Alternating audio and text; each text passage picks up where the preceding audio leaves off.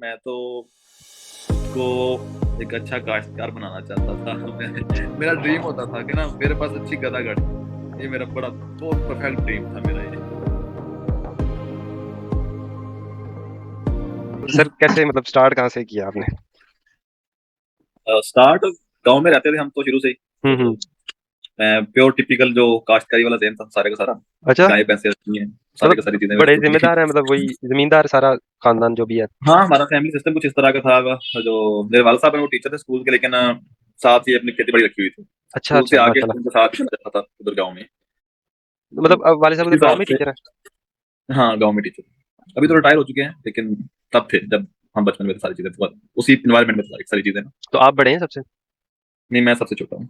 अच्छा अच्छा, बाकी बड़े पड़े हैं कि आप ही सिर्फ बड़े हैं? मुझमें हम में से मुझे मुझसे बड़ा भाई है ना, हम चार भाई हैं। तो जो मुझसे बड़ा है वो कनाडा होता है और वो सिविल इंजीनियर है। अच्छा। तो हम दोनों ही पढ़े हैं, और वो भी इसीलिए पढ़ गए कि हम जब हमारी बारी आई थी ना 9th 10th तक, हम्म। तब हम गाँव छोड़ के शहर आ गए थे। अच्छा। इसलिए हम दो पढ़ गए हैं, जो हम्म। हमसे दो बड़े भाई थे वो फिर रह गए हैं, क्योंकि हम गाँव में थे। तो फिर गाँव में ऐसा कोई ट्रेंड नहीं था, कभी ज़हन ही नहीं था इस तरह की चीज़ों का, तो बिल्कुल भी सोचा भी नहीं था कभी कि ये चीज़ हम करेंगे कभी। वही तो मैं, मेरा माइंड सेट इस तरह सेट हो गया था कि मैं तो खुद को एक अच्छा काश्तकार बनाना चाहता था। मेरा ड्रीम होता था कि ना मेरे पास अच्छी गदा गाड़ी हो, ये मेरा बड़ा बहुत परफेक्ट ड्रीम था मेरा ये। जैसे होती गाँव में रहते थे तो चीजें उस तरह की थी सारी की सारी। ना मैंने सही। कभी पढ़ा, तो गांव के स्कूल यहीं में पे करीब ही शायद था? एक दिन जाता था। कोटाबास के सॉरी। करीब ही गांव था आपका? हाँ, ये तो तकरीबन है कोई 30 किलोमीटर बन जाता है इधर कोटाबास से। कोटाबास सिटी है, हम्म। तो ये तहसील है भावनगर की बेसिकली। हाँ हाँ, सही सही। तो गाँव इससे दूर था। तो उसके बाद 12 तक इधर पढ़े हैं? मैंने 7th तक गाँव में पढ़ा हूँ। तब हम्म। 8th थी, तो तब इधर कोटाबास आ गए थे। सही। और फिर कोटाबास में कहाँ तक पढ़े? कोटाबास में मैंने एफएससी इधर से किया फिर, और इधर से चला गया था नेक्स्ट अपने यूनिवर्सिटी में डीवीएम करने। यूनिवर्सिटी लाहौर आ गए थे आप युवास में? नहीं, मैंने एरिड एग्रीकल्चर यूनिवर्सिटी से डीवीएम किया है, रावलपिंडी से। ओके। डीवीएम हो गया। सही। और उसके मेरा बाद आपने मास्टर्स सर्टिफिकेट। किया? उसके बाद फौरन मैंने मास्टर्स किया था उधर से किया? इधर से, युवास से किया इधर से, लाहौर से? लाहौर से। तो जी जी। लाहौर रहते रहे आप? हाँ, बहुत 2 साल रहा हूँ मैं। सही सही सही। बेहतर। और उसके बाद ये जो अप्लाई करने वाला सिस्टम, ये आपने मास्टर्स में भी किया कि सिर्फ पीएचडी में किया था? जब मैं डीवीएम कर रहा था तो तब मेरा भाई गया था कनाडा। अच्छा। तो मैं तो क्लास में बस ना, बाकी सबको भी इसी चीज पे कर रहा होता था कि भाई डीवीएम करना है, डीवीएम के फौरन बाद प्रैक्टिस करनी है, जॉब करनी है, मास्टर्स नहीं करना किसी ने भी। पूरी 5 साल की डिग्री में मैं लोगों को यही कहता रहा और हम्म। उनके ज़हन बदलता रहा। लेकिन एट द एंड जब लास्ट सेमेस्टर चल रहा था, हाँ। तो मुझे थोड़ा सा फील हुआ कि ना मैं प्रैक्टिस नहीं कर सकूंगा ऐसा यहाँ पे इस एनवायरनमेंट में। मैंने जब इंटर्नशिप कंपनी कर रहा था, हम्म। तो इंडस्ट्री में थोड़ा सा मूव किया, सारा कुछ देखा, हम्म। तो मेरा तब माइंड बदला। तो भाई ऑलरेडी कनाडा जा चुका था, तो फिर मेरा भी माइंड था कि ना मैं निकल जाऊँ जैसे। सही सही। तो मैंने साथ ही तरफ मास्टर्स के लिए, एमफिल के लिए लाहौर में अप्लाई तो किया था, लेकिन हम्म। मैंने साथ आइल्स तभी दे दिया। अच्छा। और 2000? मैंने एरास्मस में अप्लाई किया था फिर। 2000? ये 2020 की बात है। अच्छा, तब आपने आइल्स दे दिया? हाँ, तारीख 2019 में दे दिया था। और हम्म। 2019 के एंड में मैंने अप्लाई किया था, जब ये एरास्मस की आती है स्कॉलरशिप से, इनकी डेडलाइन होती है अराउंड अबाउट ये दिसंबर हम्म। के अराउंड अबाउट होती है ज्यादातर। हम्म। इरास्मस में तो आपने किया, उसमें हुआ कहीं पे कि नहीं? इरास्मस में मेरा इंटरव्यू के लिए हुई थी, वन हेल्थ में इंटरव्यू की कॉल आई थी। अच्छा। लेकिन किस्मत के कुछ खेल ऐसे होते हैं कि बात इंसान सोच रहा होता है और कि यही मेरे लिए बेस्ट है, ये कुछ हो जाएगा। तो तब मैं नया नया लाहौर भी गया था, तो वहां पे जाके मैं बीमार हो गया। हम्म। और मुझे हो गया था तब हेपेटाइटिस, और मैं हॉस्पिटल एडमिट। अच्छा। और इंटरव्यू मैं में? वो इंटरव्यू इंटरव्यू नहीं दे सकता, क्योंकि इंटरव्यू की सिलेक्शन जो कॉल आती है वो भी बहुत थोड़ी आती है। आई थिंक ये वन हेल्थ में जस्ट 25 कैंडिडेट लेते हैं, और हम्म। इसी तरह उनको इंटरव्यू लेने होते हैं। तो मैं अब तब बड़ा ना डिसपॉइंट हो गया था, क्योंकि मैंने एक स्ट्रगल की थी एक इन सारी चीजों को लेके, हम्म। लेकिन मैं नहीं जा सका था, उसको नहीं मिल सका था। फिर सही। लेकिन यह है कि फिर चीजों का पता चल गया कि ये कैसे करते अप्लाई हैं? किस तरह करना है और इन चीजों को कैसे लेके चलना कैसे है। अच्छा, आपने फिर जब मास्टर्स में जब अप्लाई किया था, तो हम्म, मतलब आपके नज़र में क्या चीज़ ज़्यादा मैटर करती थी इरास्मस में? आपका जीपीए कितना था मतलब? और या जो रिसर्च आपकी पब्लिकेशंस अच्छी थी, इंटर्नशिप्स थी, क्या क्या था आपका ज़्यादा? हाँ, वो इसमें एरास्मस ने ना अपने हर प्रोग्राम के लिए ऑलमोस्ट कुछ ना कुछ क्राइटेरिया दिया होता है, कि वो हाँ। सिलेक्शन क्राइटेरिया किस चीज पे बेस कर रहे होते हैं, कि इतना परसेंटेज है आपकी एजुकेशनल बैकग्राउंड को है, इतनी परसेंटेज आपने देनी है आपको पब्लिकेशन को देनी है, इस तरह करके। हम्म। तो उस टाइम ये था कि जीपीए मेरी ठीक थी डीवीएम में, मेरी उसमें मुझे इतना नहीं था, कोई इशू नहीं था। हम्म। दूसरा आईएलटीएस क्लियर हो चुका था, और थर्ड पॉइंट था पब्लिकेशन का। आइल्स में आपके कितने थे बैंड तब? आज में 7। और आपका जीपीए अगर आप बताएं तो? जीपीए मेरा था 3.53 था डीवीएम में। अच्छा, तो मतलब 3.53 जीपीए और आपका आइल्स था, और आपको मतलब इन प्रोफाइल के साथ कॉल आई थी इंटरव्यू की, और आपने आगे हाँ, परस्यू नहीं किया? लेकिन उसमें दूसरी चीजें बड़ी मैटर कर रही थी कि उसमें मैं उस वक्त जब मैंने अप्लाई किया था, हम्म। तो हमारा एक सीनियर था उधर डिपार्टमेंट में। हम्म। वो ऑलरेडी ना एक प्रोजेक्ट पे काम कर रहा था, उसका काम था इस पे, रेबीज पे, डिसीज पे, अच्छा। जो पब्लिक हेल्थ के हवाले से काफी सिग्निफिकेंट है। स्पेसिफिकली अगर बोलूँ तो वन हेल्थ में भी आती है। अच्छा। मेरा प्रोग्राम जिसमें अप्लाई किया था वो वन हेल्थ का था, तो मैं उसके साथ भी काम कर रहा था सारा था। तो हमने जब एक पेपर लिखा था वो सबमिट करवाया हुआ था जर्नल को उस वक्त। ठीक है, तो वो आपको ठीक है, जो इसने तो वो मतलब मैंने अपने सीवी में रिपोर्टिंग। मेंशन किया था कि ये मैंने काम किया हुआ है, और ये मैंने जर्नल में सबमिटेड है, और अब्स्ट्रैक्ट वगैरह जो है उसका अवेलेबल है, सब कुछ इसकी चीजें हैं। सही। और इसके अलावा मैंने उसी प्रोग्राम के रिलेटेड तकरीबन 3 के 4 कोर्सेज किए हुए थे ऑनलाइन, जिसको कोर्स कहते हैं, कोर्सेरा से किए थे। अच्छा अच्छा अच्छा, स्पेसिफिकली वही प्रोग्राम। हाँ, उसी वन हेल्थ के रिलेटेड। उसमें बेसिकली जो है वन हेल्थ में जिस तरह की चीज़ है ना, पब्लिक हेल्थ, वन हेल्थ, इसमें स्टैटिस्टिक्स और एपिडेमियोलॉजी का काफी रोल है। तो उससे मिलते जुलते कोर्सेज मैंने उसकी पहले जाके कोर्स कंटेंट्स देखे थे वन हेल्थ में, हम्म। कि ये 2 सालों में कोर्स कंटेंट्स क्या पढ़ाते हैं सही। डिफरेंट यूनिवर्सिटीज, क्योंकि वो 4 यूनिवर्सिटीज में 3 यूनिवर्सिटीज में मूव कराते हैं, तीन हम्म। सेमेस्टर, और 5 हम्म। सेमेस्टर जो होता है वो इंटर्नशिप का होता है। हम्म। तो फिर वो कोर्स कंटेंट्स देखे, उन्हीं से रेलिवेंट पकड़ के कोर्स से मैंने किए थे। ये कब कर लिए थे, मतलब आपने सेकंड ईयर में मतलब अपनी फाइनल ईयर में कर लिए थे या बाद में? मैंने मैं जब डीवीएम के बाद, डीवीएम मेरा 2018 के एंड में हुआ था, और 2019 के शुरू में मेरा एमफिल में दाखिला हो गया था इधर लाहौर में। हम्म। और 2019 के एंड तक इनके हम्म। 2 सेमेस्टर मेरे गुजर चुके थे मास्टर्स के भी, हम्म। जब मैंने अप्लाई किया था एरास्मस में। ठीक है, उससे मेरी पहले रिसर्च आप। स्टार्ट होनी थी, तो ये उससे पहले जब चीजें थी ना सारी, क्योंकि मैं 2018 में जब एरास्मस था उसमें मैंने अप्लाई किया था, उसमें मुझे रिजेक्शन आ गई थी, कुछ भी नहीं बना था। तो आपने देख लिया कि ये चीजें इसमें रिक्वायर्ड होती हैं, तो फिर आपने उन पे हाँ, काम करना शुरू कर दिया अगले नेक्स्ट साल? ईयर उन चीजों को थोड़ा सा मैंने देखा। दूसरा ये हम्म। था कि जब मैं मास्टर्स में था, मेरे 2 सेमेस्टर गुजर चुके थे, और मास्टर्स में मेरा उसी चीज पे था, एपिडेमियोलॉजी पब्लिक हेल्थ। ठीक है, वो एक तो प्लस मेरे पास पॉइंट आ नॉलेज गया। और इन्फॉर्मेशन ज्यादा होगी थी, और मैंने गैप्स आइडेंटिफाई किए थे। कोई भी स्कॉलरशिप कहीं भी आप अप्लाई कर रहे हैं, किसी भी हम्म। जगह आप गैप्स को अच्छे से आइडेंटिफाई करके बता रहे हो ना, कि ये गैप्स हैं, इन पर मैं काम करना चाह रहा हूँ, और उनको हाईलाइट करके आप अपना लेटर लिखेंगे, जो भी लिखेंगे सारा कुछ वो वर्क करता है। सही। तो मुझे लगता है कि मैंने कुछ गैप जो थे वो अच्छी तरह आइडेंटिफाई यानी कि किए थे एक उसमें, जिस होता है तरह मुझे आप, सीखा। कुछ लोग लेटर लिखते हैं या सीवी बनाते हैं कि मैं क्या हूँ, मैं बता देते हैं कि ये मैंने किया हुआ है। कुछ लोग होते हैं, हम्म, जैसे आप कह रहे हैं कि फॉर एग्जांपल कोई प्रोग्राम के लिए आप अप्लाई कर रहे हैं, तो आप उसके अंदर गैप्स आइडेंटिफाई करें जिस प्रोग्राम के रिलेटेड या कोई रिसर्च के हाँ, रिलेटेड है, तो आप उसको टारगेट करके लिखेंगे तो ज़्यादा। ये दो डिफरेंट चीजें ना। अगर हम अप्लाई कर रहे हैं, अगर किसी प्रोफेसर के पास फंडिंग है या किसी लैब के पास फंडिंग है, उसको आप डिफरेंट तरीके से अप्रोच करेंगे। हुँ। अगर हम अप्लाई कर रहे हैं कि इस तरह स्कॉलरशिप है, एरास्मस है, फुल ब्राइट है, कॉमनवेल्थ है, दाद है, जितने भी हैं इस तरह के, उन स्कॉलरशिप्स में हमने वो गैप्स आइडेंटिफाई करने हैं जो इधर हमारी कम्युनिटी में है, अच्छा। जिसकी बेस पे कोई बंदा आप पे इन्वेस्टमेंट करता है। आप अपने आप को बेसिकली सेल कर रहे हो, सही। कि आप खुद को एक एज अ प्रोडक्ट लें, और हुँ। आप में ऐसी क्या क्वालिटीज हैं कि कोई बंदा आप पे इन्वेस्ट करे। ठीक है। तो सही। उनको उन सारी चीजों के लिए जो है वो गैप्स अच्छे से आइडेंटिफाई हों। आप उन गैप्स को हाईलाइट करें कि ये गैप्स मैंने ऑब्जर्व किए हैं इस कम्युनिटी में, मैं इन पे काम करना चाह रहा हूँ, इस तरह की सारी चीजें, तो उसकी बेस पे फिर आप स्कॉलरशिप फंड कर सकते हैं। सही हो गया।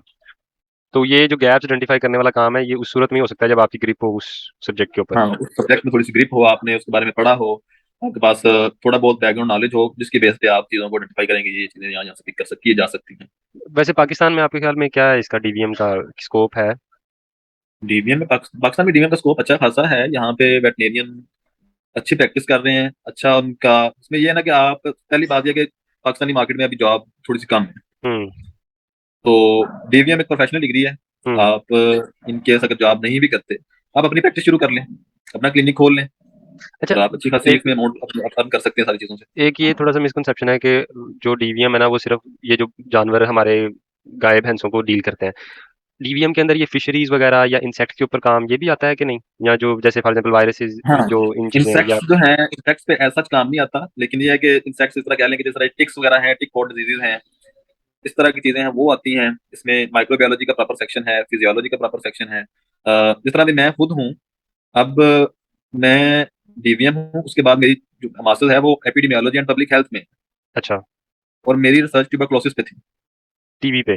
तो हाँ, वेटरनरी इसका इनका क्या ताल्लुक है टीबी से? मतलब इसमें ये है ना कि मैंने जो काम किया है वो जूनोटिक ट्यूबरक्लोसिस पे है, कि पाकिस्तान में इतने अरसे से टीबी कंट्रोल प्रोग्राम चल रहा है, ठीक है, हाँ। लेकिन स्टिल टीबी के केसेस आए जा रहे हैं, आए जा रहे हैं। उसमें ये चीज भी अब इसमें जो नोटेबल चीज मैंने फाइंड की है वो ये है कि हमारे जो रूरल एरियाज हैं यहाँ पे लोगों को इतनी अवेयरनेस नहीं है। हम्म। लोग हम कॉमन ट्रेंड है कि कहते हैं कि जो गाय या जो भैंस है, आप उधर बैठ के जो कच्चा दूध पीते हैं उसमें बड़ी ताकत है। हम्म। तो वो कच्चा दूध, अगर उस गाय या भैंस को ट्यूबरकुलोसिस है, हम्म।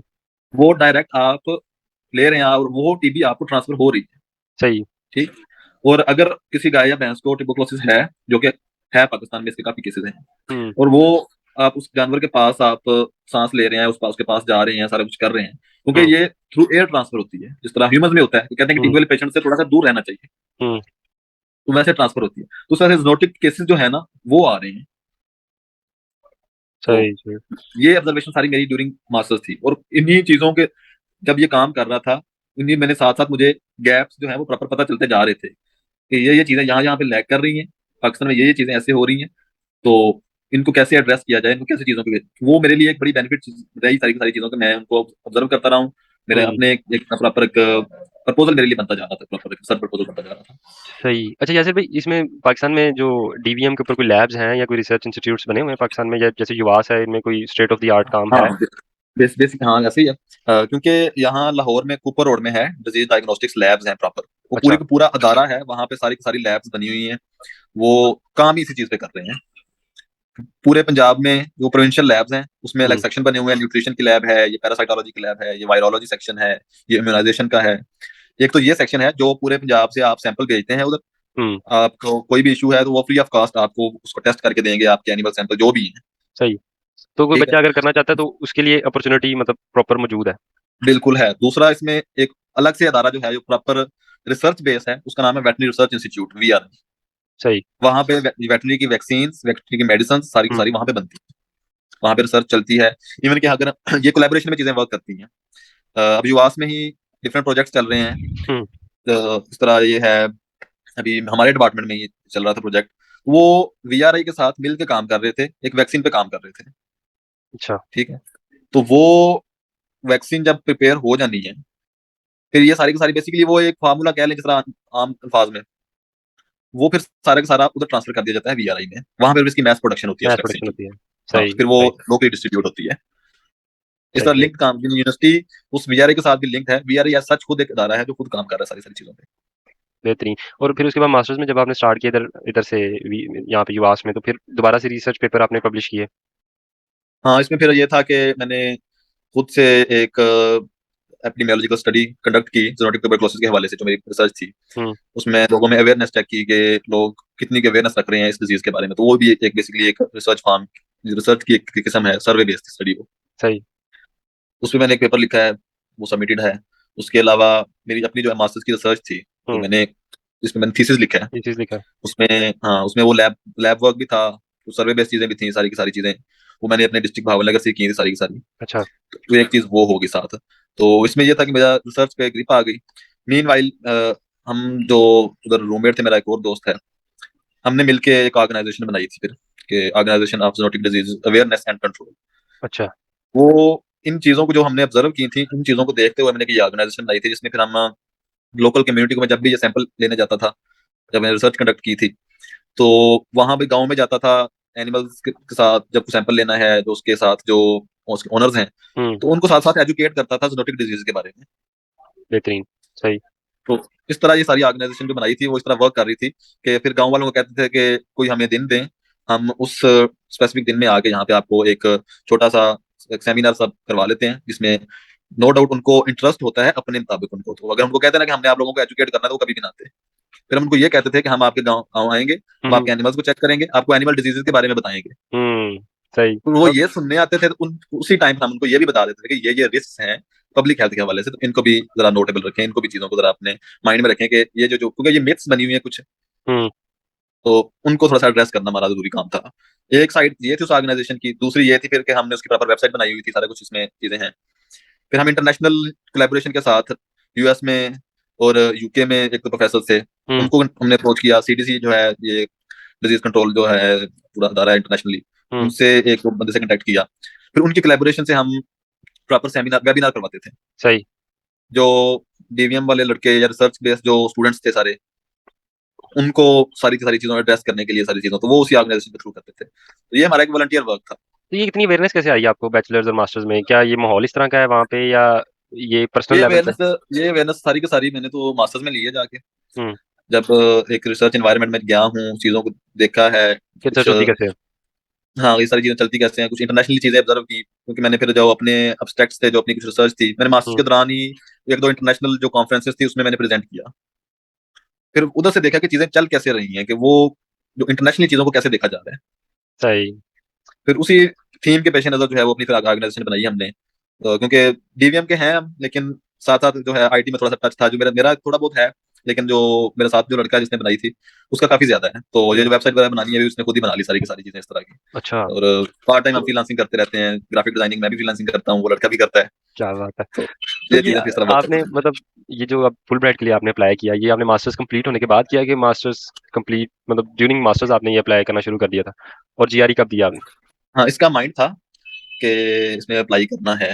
हम्म। और इसी हिसाब से मैंने अपने जब लास्ट सेमेस्टर चल रहा था मेरा एमफिल का, तो तब मैंने जीआरई की तैयारी शुरू की हुई थी। मैंने तकरीबन 2 से ढाई माह इसकी प्रॉपर तैयारी की। अप्रैल में मेरा मास्टर कंप्लीट हुआ था, और जून में इसकी एप्लीकेशन की क्लोजिंग डेट थी। अच्छा। सही। तो इसकी एप्लीकेशन थोड़ी सी लेंथी होती है, इसमें 2 ऐसे होते हैं, वो अपने हाँ। प्रॉपर सारी चीजें होती हैं। तो मैंने कोशिश की थी कि मैं जो एप्लीकेशन के लिए जो रिक्वायर्ड चीजें हैं, जिस तरह जीआरई है, ये चीजें हैं ना, ये हम्म। मैं कम से कम 1-2 माह पहले कंप्लीट कर लूँ, ताकि मेरे हम्म। पास 1 माह हो जब मैं एप्लीकेशन को प्रॉपरली लिख के तो अप्लाई कर सकूं। आइल्स आपका वही चल रहा था पिछला ही? आइल्स की जरूरत नहीं थी, फुल ब्राइट में आइल्स की जरूरत नहीं अप्लाई करने के लिए। जीआरई चला? सिर्फ GRE at the time of application आपको जीआरई रिक्वायर है, उसके बगैर। अच्छा। तो मतलब आपके ख्याल में जीआरई मैटर करता है? जीआरई अभी जो कोविड के बाद जो सीन चले हुए हैं ना, इसमें कुछ प्रोग्राम्स ऐसे हैं हम्म। जिसमें ये मैटर नहीं कर रहा, क्योंकि वो उधर से यूनिवर्सिटीज में ने वेव पीएचडी ऑफ में? किया हुआ है। पीएचडी में? हाँ, पीएचडी पीएचडी में वेव ऑफ किया हुआ है। लेकिन फुल ब्राइट लेकिन ने नहीं किया? हाँ, नहीं, फुल ब्राइट नहीं कर रहा, हम्म। क्योंकि फुल ब्राइट में हर बैकग्राउंड के स्टूडेंट आ रहे हैं। जिस तरह जी पब्लिक पॉलिसी वाले हैं, जो इस तरह के बैकग्राउंड में जिन्होंने जाना है, उनके हम्म। लिए जीआरई का स्कोर मैटर करता है फिर। और सही। ठीक है, फुल ब्राइट जब सिलेक्शन कर रहा होता है ना, हाँ हाँ। तब इतनी वेटेज नहीं देता उसके फुल ब्राइट के स्कोर को। अच्छा। तब आपके जो एसेज हैं, आपका जो इंटरव्यू के लिए सिलेक्शन होती है, वो इस तरह की चीजें मैटर करती हैं बहुत ज्यादा। अप्लाई कर देते हैं, जब एक उसके बाद दफा इंटरव्यू होते हैं, और हाँ फिर उसके बाद अप्लाई सिलेक्शन? करते हैं, आपकी एप्लीकेशन प्रॉपरली इवेलुएट होती हैं, जो अपने आपके फील्ड के जो एक्सपर्ट्स हैं, जिस तरह भी वो करते हैं, उनका प्रोसेस जो भी है सारा। हम्म। उसके बाद इंटरव्यू की कॉल जाती हैं। हम्म। तो इंटरव्यू की कॉल्स जाने के बाद पैनल इंटरव्यू होता है इसमें। अच्छा।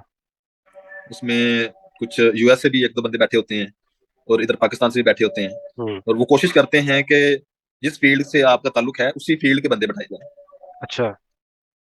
ताकि वो आपको वैल्यूएट कर सकें कि ये कैंडिडेट फिट है इसको भेजने के लिए। और उस पैनल में आई थिंक एक साइकोलॉजिस्ट भी बैठा होता है, जो चीजों को देख रहा होता है कि ये कैंडिडेट किस तरह फिट बैठेगा। तो ज्यादा टफ टाइम तो देते होंगे फिर वो जो आपके फील्ड रिलेटेड लोग होते हैं? हाँ, बिल्कुल टफ टाइम देते हैं उनको, तो बिल्कुल क्राइटेरिया होता है। अब मेरे केस में तो बंदा बैठा हुआ था, वो उसको पता था, चीजों का सारा आइडिया था उसको। और सही। मैं जो भी बोल रहा था उसको मैंने बताया, उसको बताया कि मैं युवास से हूँ। तो उसने मुझसे क्वेश्चन यही किया था कि क्योंकि मेरा काम जूनोटिक ट्यूबरकुलोसिस पे था, तो उसी वक्त जूनोटिक ट्यूबरकुलोसिस पे प्रोजेक्ट भी चल रहा था यहाँ पे युवास में। अच्छा। उसने कहा कि युवास में प्रोजेक्ट चल रहा है, तो आप इधर से पीएचडी क्यों नहीं कर रहे? हम्म। आप फुल ब्राइट क्यों जाना चाह रहे हो, उस पर क्यों लेना चाह रहे हो? सही। तो क्या? वो ये था कि फिर मेरा प्रोजेक्ट था, जो मेरा जो प्रपोजल था, वो था इस पे disease diagnostics and vaccine development पे। अच्छा। तो जो ट्यूबरकुलोसिस है, इसका जो कॉजेटिव एजेंट है, उसके लिए BSL-4 लैब्स रिक्वायर होती है, जो पाकिस्तान में अभी उस लेवल पे काम नहीं हो रहा, और वैक्सीनोलॉजी पे उस लेवल पे काम नहीं हो रहा। तो उस हवाले से मैंने ऑलरेडी यूएस में 3-4 लैब्स जो है पहले से आइडेंटिफाई की हुई थी। सही सही सही। मैंने उसको बताया कि मैंने ये लैब जो है उसका रेफरेंस दिया कि इस लैब में यही काम हो रहा है, इस तरह की चीजें हैं, ये हैं जो यहाँ पे अवेलेबल नहीं है, जिसकी वजह से मेरा उधर जाना जरूरी है। तो उसमें मिशिगन स्टेट यूनिवर्सिटी की लैब है थी? हाँ, बिल्कुल थी। सही सही सही। बेहतरीन हो गया।